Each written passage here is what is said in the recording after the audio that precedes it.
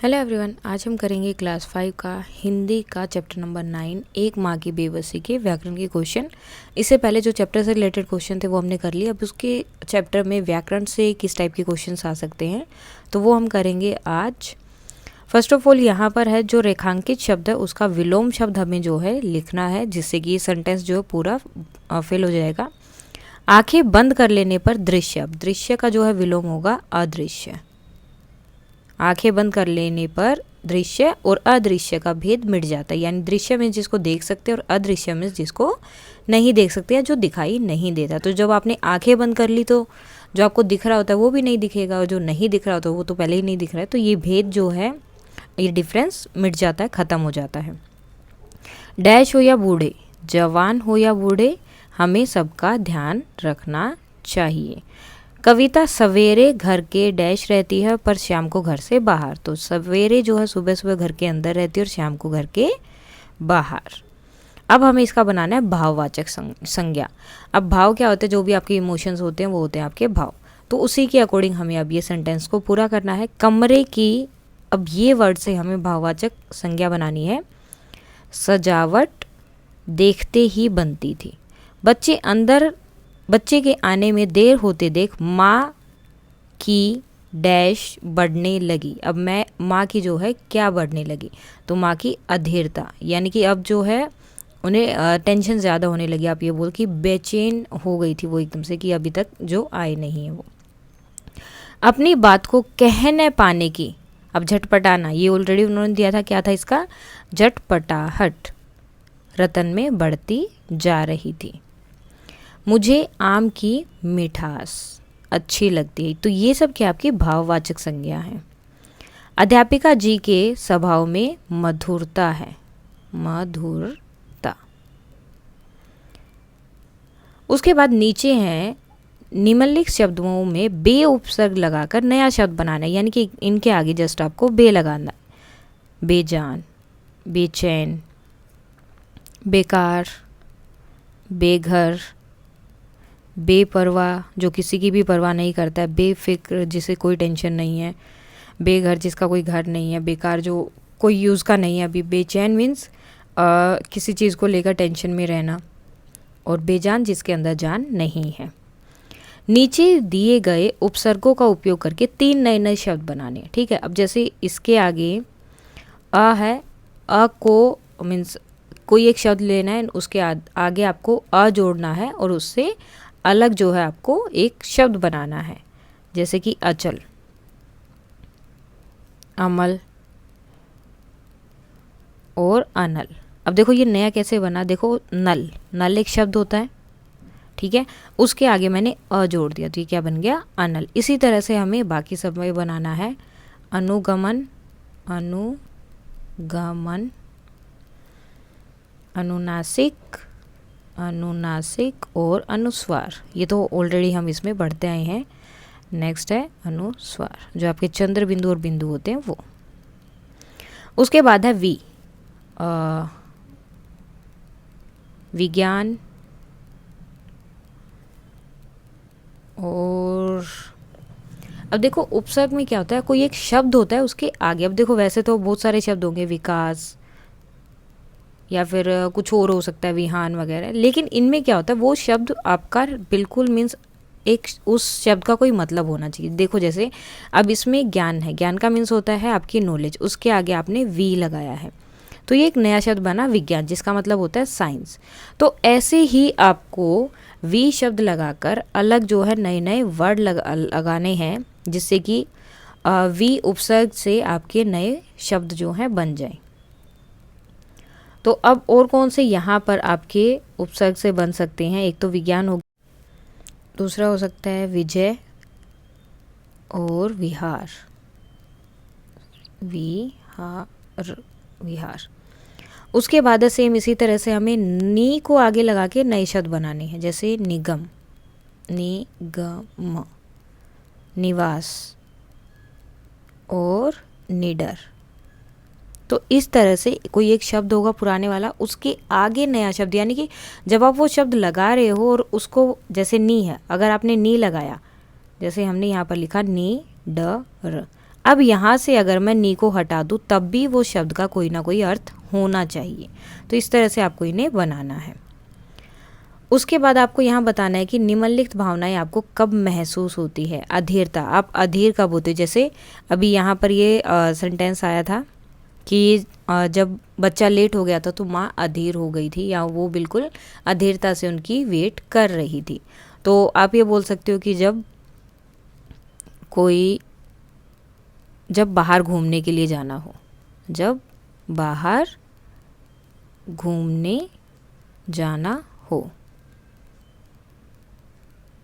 तो तब अधीर क्यों होते? क्योंकि आपको जल्दी जाना होती है, जाना होता है लेकिन टाइम लग रहा होता है, या फिर मम्मी बोल रही है कि अभी टाइम लगेगा, आधे घंटे में जाएंगे, लेकिन आपको ये होता है कि जल्दी से जाना, मुझे अभी और वेट जो है इस चीज़ के लिए नहीं करना। जब आप वेट नहीं कर पाते वो चीज़। झटपटाहट, यानी कि जब आप अपनी चीज़ें दूसरों को नहीं समझा पाते, या फिर जैसे कई बार जैसे मेरे साथ होता है कि अगर ऊपर ब्लैंकेट डाल दो तो एकदम से झटपटाहट तो होती है कि जैसे इसको निकाल दो जल्दी से कोई। तो इन चीज़ों में जब आपको ये लगे कि अब इस सिचुएशन में मैं ज़्यादा देर तक नहीं रह सकता, ठीक है। जैसे अभी जो रतन था उसको क्या था कि जब वह अपनी बातें नहीं समझा पाने पर, इसमें आप कुछ और भी लिख सकते हो, जरूरी नहीं कि जो मैं लिख रही हूँ वही रहे, पाने पर। उसके बाद है घबराहट। तो और घबराहट कब होती है? अंधेरे कमरे में जब मैं अकेला होता हूँ या अकेली होती हूँ। तो उत्सुकता, और बहुत ज़्यादा जो है एक्साइटेड कब होते हो? बहुत ज़्यादा एक्साइटेड अपने दोस्तों से मिलने के लिए,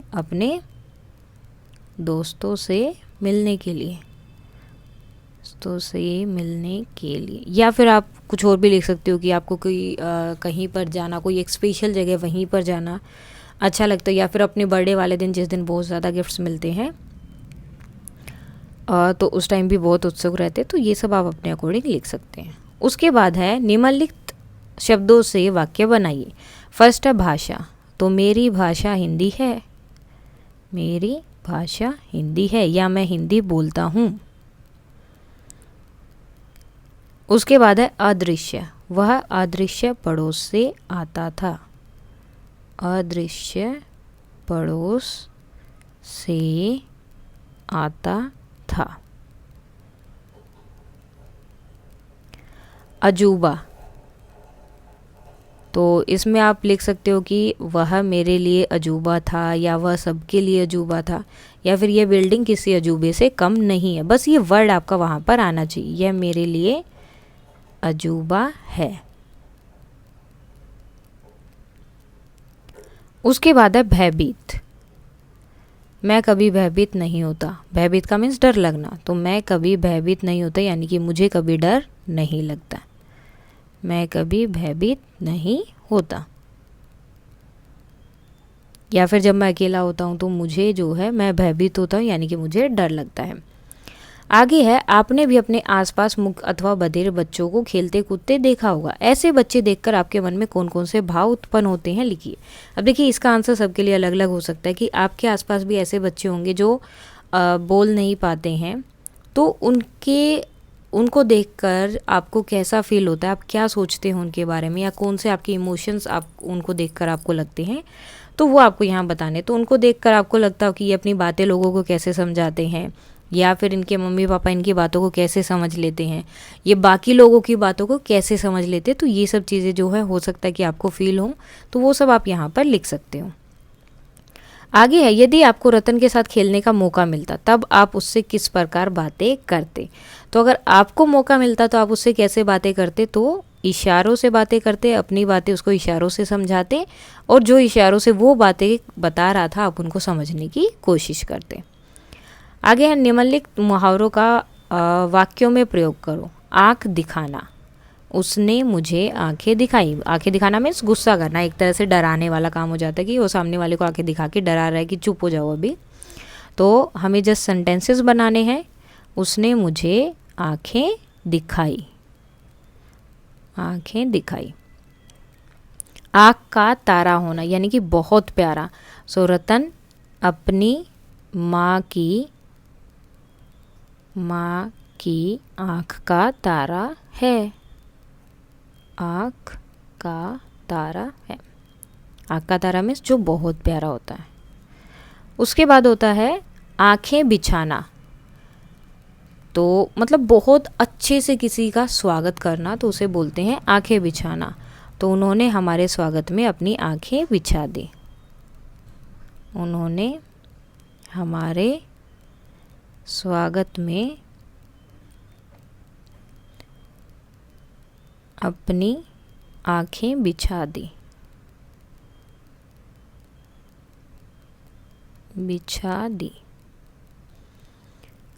उसके बाद है आँखों में धूल झोंकना, यानी कि किसी को धोखा देना। उसने मेरी आँखों में धूल झोंकी। उसने मेरी आँखों में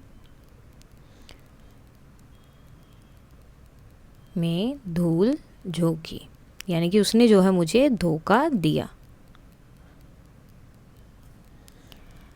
नेक्स्ट है वर्ण विच्छेद करो। अब वर्ण विच्छेद का मीन्स होता है आपको हर एक अक्षर को अलग अलग करके लिखना। अब जैसे यहाँ पर देखो क्या ख है, तो ये आएगा आपका हाफ। उसके बाद क्या है ई की मात्रा कौन सी, छोटी, तो ये लिखोगे ऐसे। जितने भी आपके व्यंजन हैं उनके नीचे आपको इस तरह से हलंत लगाना है, बिकॉज व्यंजन जो है हमेशा पूरा होता है स्वर के साथ। अगर स्वर उसके साथ नहीं लगा तो वो आधा ही रहेगा। आगे ल है, ये हलंत लगा यानी कि हाफ हो गया। उसके बाद क्या आएगा, ओ की मात्रा है, औ है, तो ये, देन न और ए की मात्रा, तो यहाँ पर क्या आएगा ए। अब देखो क्या होता है, जैसे हमने लिखा ख, अब ये ख लिख रहे हैं तो इसका मीन्स है ख और इसके साथ में अ, तो ये बनता है ख। तो जब इसके साथ अ नहीं है, इसके साथ ई की मात्रा थी जो मैंने अलग कर दी, तो इसलिए क्या हो जाता है हाफ। इसके लिए हम यूज़ करते हैं ये वाला एक लाइन जिसे हम बोलते हैं हलंत। तो हमेशा जब भी वर्ण विच्छेद करेंगे तो इसी तरह से करना है हमें। आगे है अ, अब ये तो खुद ही स्वर है, तो इसके लिए हम ऐसे नहीं करेंगे, द, उसके बाद में री। ठीक है, अब ये री क्यों है, क्योंकि ये जो मात्रा होती है, ठीक है, द के नीचे ये जो मात्रा लगी है ये होता है री ऋषि वाली। ओके, री ऋषि की मात्रा होती है, तो इसलिए री, देन श, ये तो ऑलरेडी आधा है, और य। इशारा, ई, श, आ, र, आ, इशारा। भिन्न, भ, ई। अब देखो आगे की मात्रा है तो छोटी होती है, बड़े पीछे की मात्रा है तो बड़ी होती है। ई, देन न, उसके बाद फिर से न और अ। अब जो इस तरह से लिखे होते हैं वो होते हैं हाफ न, और वो इस तरह से आएंगे, उनके लिए अलग से अ लगाने की ज़रूरत नहीं है। तो ये आपका वर्ण विच्छेद हो गया इसका। उसके बाद है अगर तुम किसी ऐसे व्यक्ति से मिलो जो सुन नहीं सकता हो तो तुम उसे अपनी बातें कैसे समझाओगे, और ऐसे लोगों के प्रति अन्य लोगों का व्यवहार कैसा होना चाहिए। तो देखो, अब कोई अगर बातें नहीं समझ पा रहा तो सिंपल सी बात है, उसको इशारों से ही आप समझा सकते हो। जो सुन नहीं सकता है तो उसे इशारों से अपनी बातें समझा सकते हो, और बाकी लोगों को भी उनके साथ थोड़ा अच्छे से जो है व्यवहार करना चाहिए, अच्छा व्यवहार करना चाहिए, उनके साथ रूडली बिहेव नहीं करना चाहिए, बुरा बर्ताव उनके साथ नहीं करना चाहिए। अब नीचे जो है दिए गए चित्र को देखकर और संकेत बिंदुओं की सहायता से 10 पंक्तियां लिखो। अब देखो अंपायर के संकेत का अर्थ है बल्लेबाज तैयार है या नहीं, 4 और 6 रन के लिए भी इशारा, क्रिकेट में इशारों का महत्व अधिक, किसी भी मुख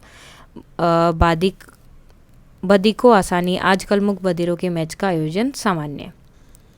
अब ये देखो यहाँ पर ये दिया हुआ है, अब ये किसके बारे में बात कर रहे हैं, क्या कर रहे हैं।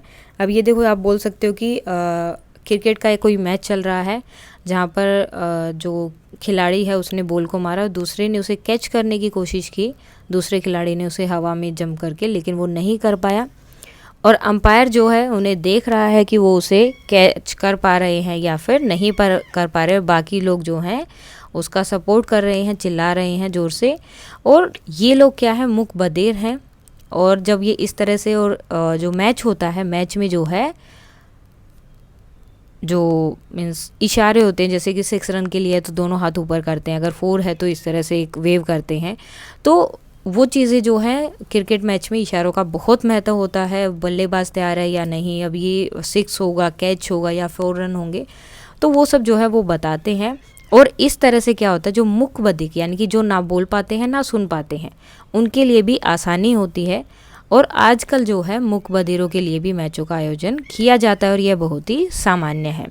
तो ये था आपका चैप्टर एक माँ की बेबसी। अगर इसमें अब आपको कोई डाउट है तो आप कमेंट करके बता सकते हैं। That's all for today and please like share and subscribe. Thank you.